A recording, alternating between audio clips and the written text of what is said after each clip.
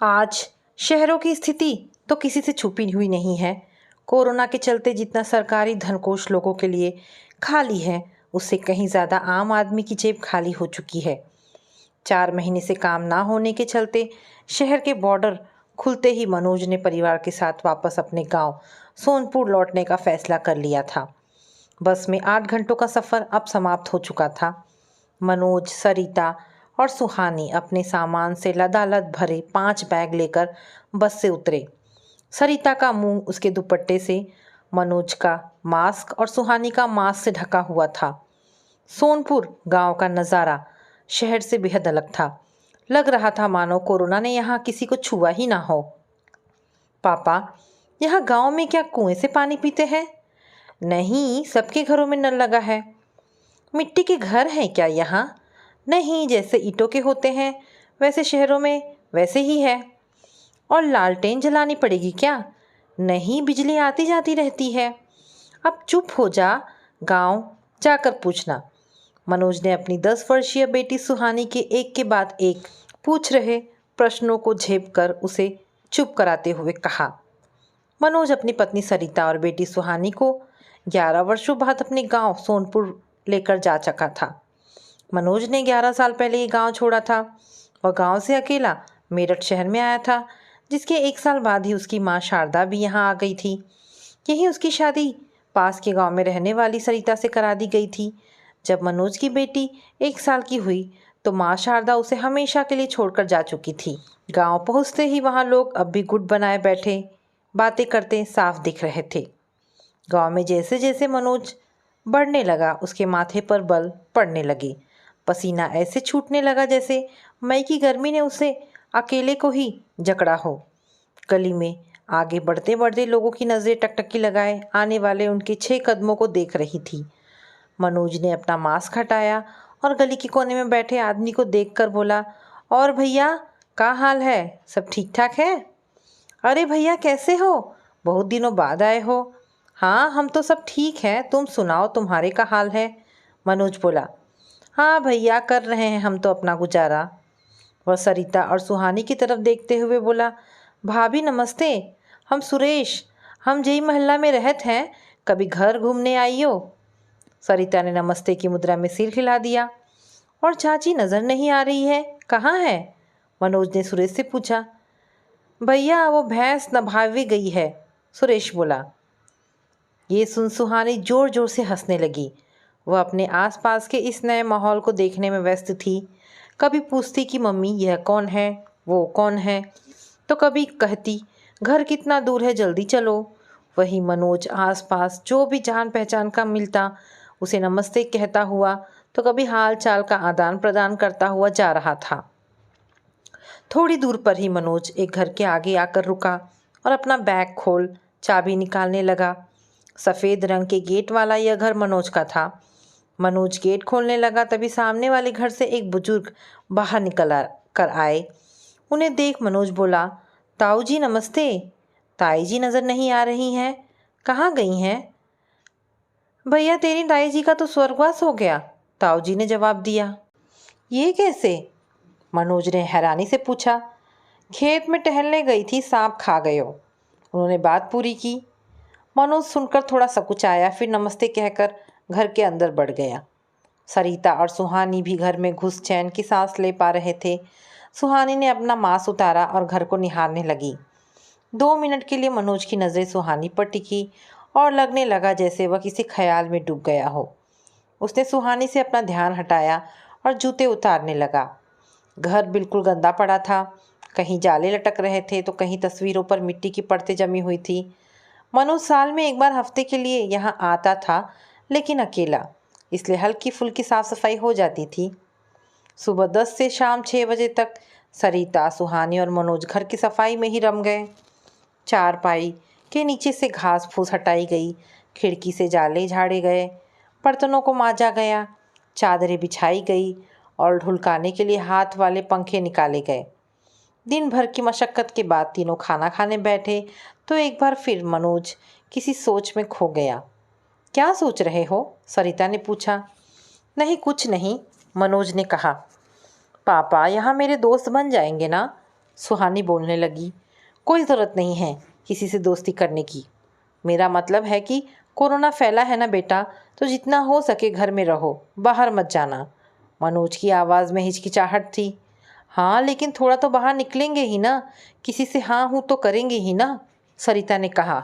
कह दिया ना, कोई ज़रूरत नहीं है। तुम किसी को जानते नहीं हो तो ज़्यादा रिश्ते जोड़ने की ज़रूरत नहीं है। वैसे भी हमें ज़िंदगी भर यहाँ नहीं रहना है।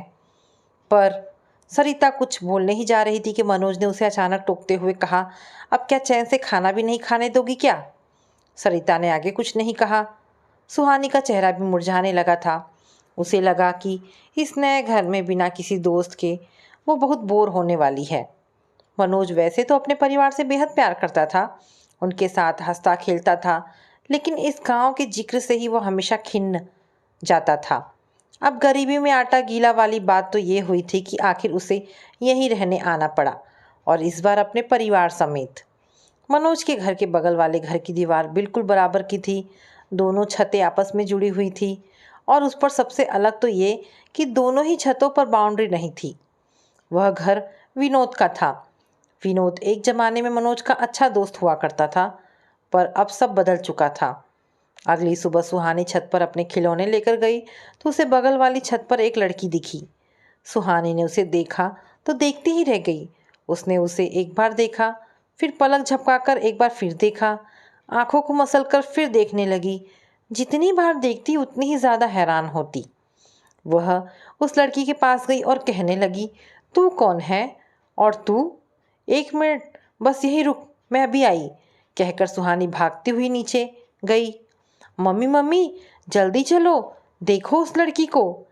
क्या देखना है बेटा, काम करने दे, जा, अभी तेरे पापा उठेंगे तो चिल्लाने लगेंगे, सरिता ने झाड़ू लगाते हुए कहा। अरे मम्मी, लेकिन एक बार देखो तो, सुहानी मम्मी के दाएं बाएं घूमती हुई बोली। सुहानी बेटा, जाकर खेल और काम करने दे मुझे, सरिता ने गुस्से से कहा। तो सुहानी बोली, मुंह बनाते हुए निकल गई। सुहानी वापस छत पर पहुंची तो लड़की वहां से जा चुकी थी। उसने यहाँ वहाँ झांकने की कोशिश की तो उसे वह लड़की कहीं नहीं दिखी। आखिर सुहानी अपने खिलौने लेकर वापस कमरे में आ गई। खिड़की पर टंगे शीशे में वह बराबर अपना चेहरा देखने लगी।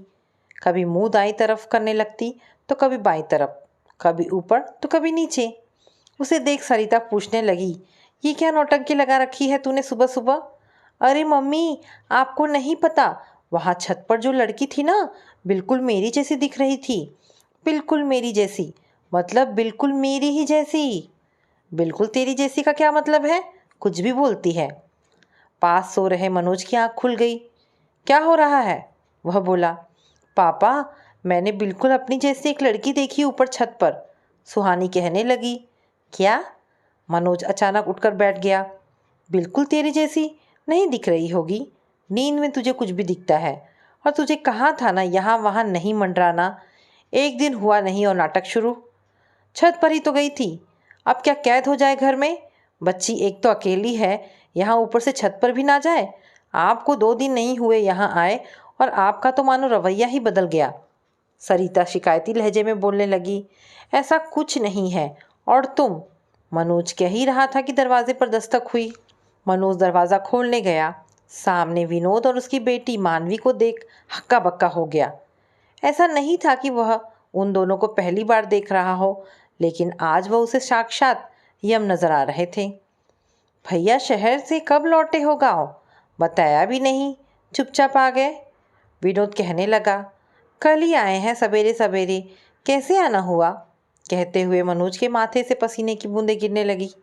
हमारी बेटी मानवी बोल रही थी कि पापा बगल वाली छत पर मेरी जैसी लड़की दिखी, तो हमने सोची देख लें, विनोद ने कहा तो अंदर से सरिता और सुहानी भी निकल आए।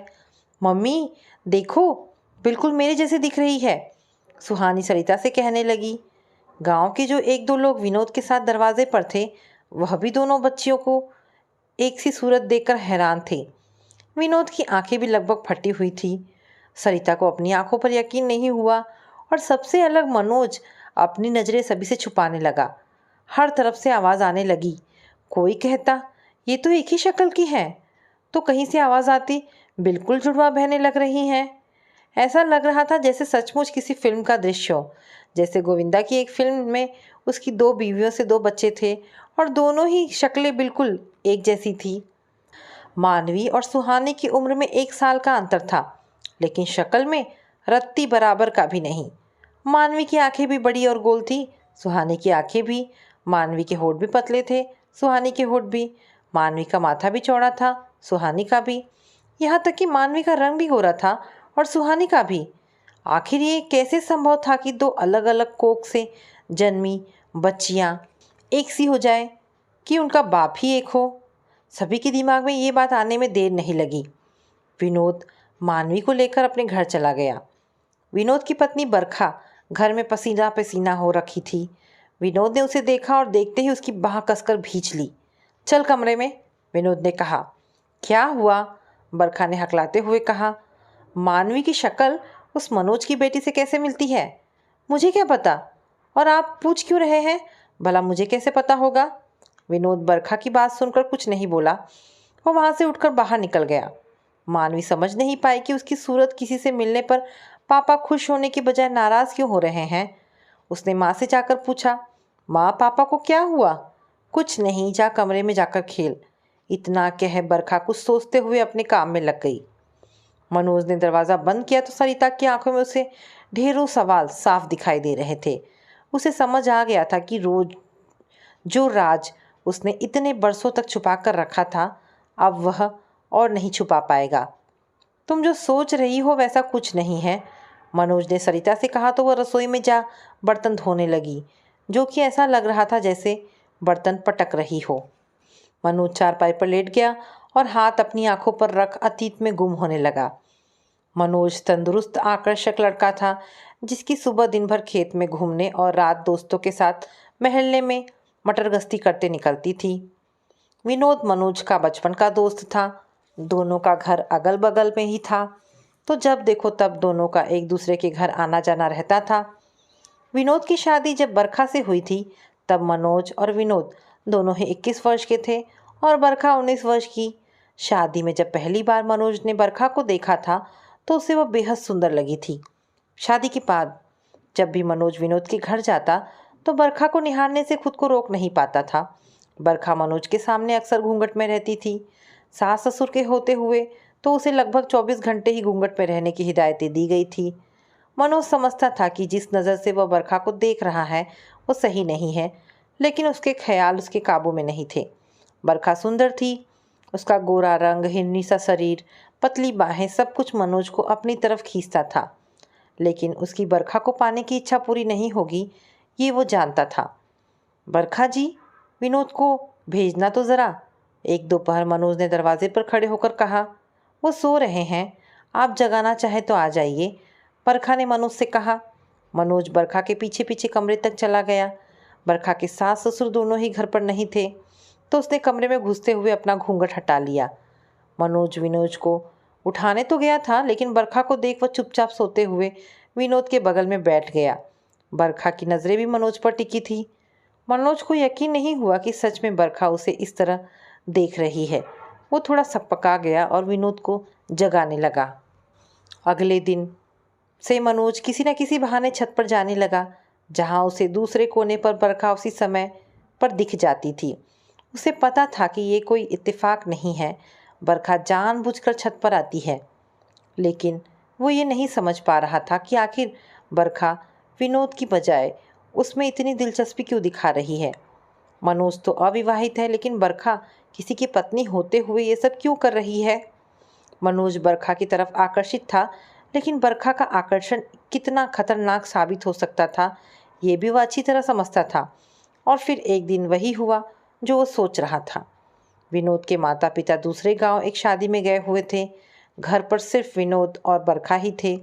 मनोज और विनोद अपने बाकी दोस्तों के साथ मनोज के घर खाने पीने में लगे थे। विनोद ने एक के बाद एक गिलास शराब पी ली, जिस कारण उसके लिए होश संभालना मुश्किल होने लगा। रात गहराने लगी थी और सभी दोस्त एक एक कर अपने घर जाने लगे। विनोद ने इतनी पी ली थी कि उसे ठीक से खड़े होने में भी परेशानी हो रही थी। मनोज विनोद को उसके घर ले जाने लगा। रात गहरी थी और लोग अपने घरों में सोए थे। मनोज ने पहले सोचा था कि विनोद को उसकी छत से ही छोड़ आए, पर फिर सोचा कि उसे सीढ़ियों पर चढ़ाना मुश्किल होगा तो सीधा दरवाजे से ही ले गया। घर में घुसा तो मनोज की सहायता करने के लिए बरखा विनोद को पकड़ने लगी। विनोद को पकड़ते पकड़ते बरखा के हाथ मनोज के हाथों को बार बार छू रहे थे। मनोज के लिए इस तरह किसी औरत का छूना बहुत नया था। खुद को रोक पाना मनोज के लिए मुश्किल था, और आज तो मौका भी था और बरखा की हाँ थी, ये भी वह जानता था। विनोद को कमरे में लेटाकर वह कमरे से बाहर निकला तो बरखा ने कमरे से निकल दरवाजे पर कुंडी लगा दी और मनोज को देखने लगी। उसने मनोज को दूसरे कमरे में आने का इशारा किया और मनोज उसके पीछे चला गया। उसे बरखा से कुछ पूछने की सुध नहीं थी और बरखा उसे कुछ बताना नहीं चाहती थी। मनोज उत्तेजित था और उसने वासना के चलते एक दोस्त की भूमिका भुला दी थी। वो अपने घर गया तो इस ग्लानि ने उसे घेर लिया। एक तरफ वह बरखा के साथ इस प्रसंग को दोहराना चाहता था और दूसरी तरफ इस बात को स्वीकारना नहीं चाहता था कि उसने अपने दोस्त की पीठ में छुरा घोंपा है। उसने विनोद के घर जाना छोड़ दिया। विनोद और बाकी दोस्त उसे बुलाने आते तो साफ मना कर देता। बरखा की तो शक्ल ही नहीं देखना चाहता था वह। एक हफ्ता ही हुआ था कि उसने गांव छोड़ने का फैसला कर लिया। मेरठ में उसके दूर की रिश्तेदारी का एक लड़का नौकरी कर रहा था, उसी के भरोसे वह मेरठ आ गया। समय समय पर घर पर बात हो जाती तो सभी की खबर मिल जाती। 6 महीने बाद घर आया तो बरखा के गर्भवती होने की बात जानकर भी उसे कोई हैरानी नहीं हुई। वह 2 दिन के लिए आया था और किसी से मिले बिना ही चला गया था। विनोद और बाकी दोस्त उसे बड़ा आदमी तो कभी घमंडी कहते और अपनी दिनचर्या में रम जाते। बरखा की बच्ची को लेकर मनोज को पहली बार हैरानी तब हुई जब उसकी बेटी सुहानी 3 साल और बरखा की बेटी मानवी 4 साल की थी। वह गांव आया था जमीन के किसी मसले को लेकर। जब उसने मानवी को पहली बार देखा था, उसका चेहरा हूबहू सुहानी जैसा था। मनोज समझ चुका था कि उस रात बरखा और उसके बीच जो कुछ भी हुआ था, उससे बरखा गर्भवती हुई थी और यह बच्ची विनोद की नहीं बल्कि मनोज की थी। उसने फैसला कर लिया था कि कभी दोनों बच्चियों का ना सामना होने देगा, ना किसी को ये बात पता चलने देगा। पर अब इतने सालों बाद बात हाथ से निकल चुकी थी। उसके पास गांव वापस आने के अलावा कोई चारा ही नहीं था। शहर में भूखों मरने की नौबत आने से पहले निकल जाना जरूरी था। राज खुलने की आशंका तो उसे थी, लेकिन यह सब इतनी जल्दी हो जाएगा ये उसने नहीं सोचा था। वह किसी को कुछ समझा नहीं सकता था, ना कोई सफाई दे सकता था। बरखा ने सब कुछ क्यों किया यह तो उसे आज तक नहीं पता चला, ना उसने जानना चाहा। लेकिन उसके दिमाग में कई बार ये बात जरूर कौंधी थी कि मानवी बरखा की इकलौती बेटी थी। क्या इसका मतलब ये कि विनोद में कुछ कमी? नहीं नहीं, वह इस तरह की कोई बात सोचना भी नहीं चाहता था। वह अब क्या करेगा नहीं जानता, लेकिन सरिता को सब सच बता देगा, ये तो तय है। लेकिन सरिता से माफ़ी मांग लेने से या माफ़ी मिल भी जाए तब भी गांव वालों और विनोद से कैसे सामना करेगा ये वो नहीं जानता। उसकी एक गलती इतने सालों बाद उसका बसा बसाया घर तोड़ देगी। मनोज ने इसकी कल्पना भी नहीं की थी। दिन लंबा था और उसे काटना बेहद मुश्किल। सुहानी बाहर आंगन में अपने खिलौने में गुम थी और सरिता कभी धम्म से एक परात पटकती तो कभी भगोड़ा। सुबह के वाक़यों को 4 घंटे बीत चुके थे। धूप गहराई हुई थी। मनोज और सुहानी अंदर कमरे में थे और सरिता ने रसोई को अपना कमरा बना रखा था। घर में बिजली नहीं थी और यह मेरठ शहर तो था नहीं कि इन्वर्टर चला पंखे की हवा खा सके। गर्मी से मनोज का सिर भन्ना रहा था। पंखा ढुलकाते हुए उसने हाथ दुखने लगे थे। सुहानी सो रही थी और मनोज उसे भी हवा कर रहा था, लेकिन छोटी सी रसोई में सरिता गर्मी से कम और आक्रोश से ज़्यादा तप रही थी। मनोज को चिंता होने लगी कि सरिता कहीं बीमार न पड़ जाए। सरिता, मनोज ने रसोई के दरवाजे पर खड़े होकर कहा। सरिता पसीने से लथपथ थी। उसकी आंखें गुस्से में रोने से लाल थी। ये मनोज देख रहा था। सरिता की ज़िंदगी में दुखों के बादल कभी नहीं छाए थे। वह अच्छे घर की लड़की थी, 12वीं पास थी, जो उसके लिए कॉलेज से कम ना था। घर में 2 और बहनें थीं जो आसपास के शहरों में ब्याही गई थी और 2 भाई थे जिनके पास पिता के छोड़े हुए खेत खलिहान थे, मकान था और माँ के कुछ गहने भी थे। सरिता के हिस्से नाम मात्र की चीज़ें आई थी, लेकिन घर में सबसे छोटी होने के नाते उसे इसकी भी कोई उम्मीद नहीं थी। सो वह खुश थी। अपने घर और आसपास की सहेलियों में वह पहली थी जो शादी कर मेरठ शहर में आई थी। मनोज अच्छा और देखने में आकर्षक लड़का था और शादी के बाद जो कुछ एक पत्नी को अपने पति से चाहिए होता है वह सब उससे मिला था। मनोज की बातें, रवैया, बोलचाल सभी से सरिता प्रभावित थी और उस पर मन मिटती थी। सुहानी के जन्म के बाद से तो उसे जैसे सब कुछ मिल गया था। उसका मानना था कि एक बच्ची को वह जितना सुख दे सकते थे उतना दो बच्चों को नहीं दे पाएंगे और इसलिए वह दूसरा बच्चा नहीं चाहती थी। मनोज उसकी इस बात से बेहद प्रभावित हुआ था और हामी भर दी थी। जीवन का यह पहला और सबसे बड़ा आघात सरिता को इस तरह लगेगा, ये उसकी कल्पना से परे था। वह मनोज को किसी और से बांटने के बारे में सोच भी नहीं सकती थी और किसी गैर औरत के साथ संबंध रखने की बात उसके दिल में उतर नहीं रही थी। उसे लगने लगा जैसे मनोज इतने साल उससे प्यार करने का केवल ढोंग रास्ता आया है और उसकी खुशियों का संसार केवल झूठ की इमारतों से बना हुआ था। सरिता, एक बार बात सुन लो, मनोज ने एक बार फिर कहा, लेकिन सरिता ने उसे देखकर मुंह फेर लिया था। जैसा तुम सोच रही हो वैसा कुछ नहीं है। मेरा उस औरत, मनोज कह ही रहा था कि सरिता ने उसकी बात बीच में ही काट दी और बोली, इसीलिए आते थे तुम यहाँ? और कितनी औरतों के साथ घर बसाए हैं तुमने और कितने बच्चे पाले हुए हैं यहाँ? उसका गला रुंध गया था। ऐसा कुछ नहीं है, मैं ऐसा आदमी नहीं हूँ, तुम जानती हो। यह बस सालों पहले की गलती थी और बस एक ही बार हुआ था जो हुआ था। मैं इस औरत से उसके बाद कभी मिला भी नहीं। ना मुझे कुछ सालों पहले तक मानवी के बारे में पता था। मेरे लिए तुम और सुहानी ही मेरा सब कुछ हो और कोई भी नहीं। हाँ, इसलिए तो धोखा दिया है इतना बड़ा। मैं कल ही अपने भैया के घर चली जाऊंगी। रख लेना अपनी दोनों बेटियों को और उस औरत को अपने पास। मुझे न यहाँ रहना है न किसी से कोई रिश्ता रखना है। यह दिन देखने से अच्छा तो मैं शहर में कोरोना से ही मर जाती। सरिता कहती ही जा रही थी, तुम कहीं नहीं जाओगी और ना मरने की बातें करोगी। मनोज की आंखों में आंसू थे। वह सरिता के आगे घुटनों के बल झुक गया और उसके दोनों हाथ अपने हाथों में ले कहने लगा, मैंने कभी उससे प्यार नहीं किया, किसी से नहीं किया तुम्हारे अलावा। सच कह रहा हूँ, हम जल्दी शहर चलेंगे और इस गांव की तरफ मुड़कर नहीं देखेंगे। मुझसे बहुत बड़ी गलती हो गई, मुझे माफ़ कर दो। मनोज सुबकने लगा था। सरिता और मनोज दोनों ही रोए जा रहे थे और अब शब्द भी उनके गले में अटक कर रह गए थे। कुछ देर ही बीती थी कि दरवाजे पर एक बार फिर दस्तक हुई। मनोज उठा और मुंह पोंछकर दरवाज़ा खोलने लगा। सरिता ने सिर पर दुपट्टे से पल्ला डाला और रसोई से बाहर खड़ी हो देखने लगी।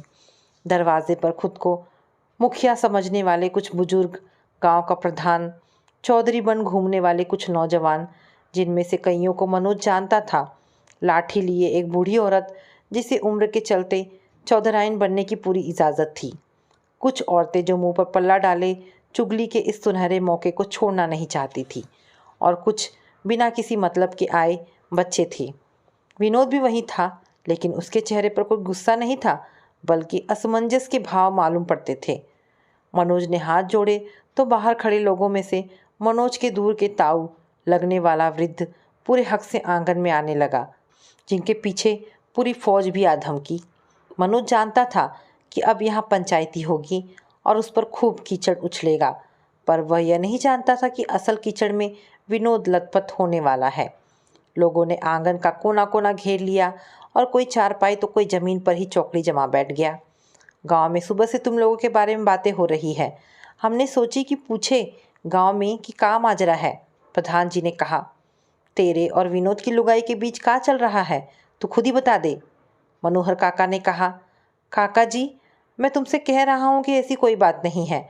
दोनों लड़कियों की शक्ल मिल रही है तो बस इत्तेफाक है, विनोद ने कहा। विनोद के मुंह से ये सुनकर मनोज को हैरानी हुई। मतलब या तो विनोद सब जानता है या जानना नहीं चाहता है।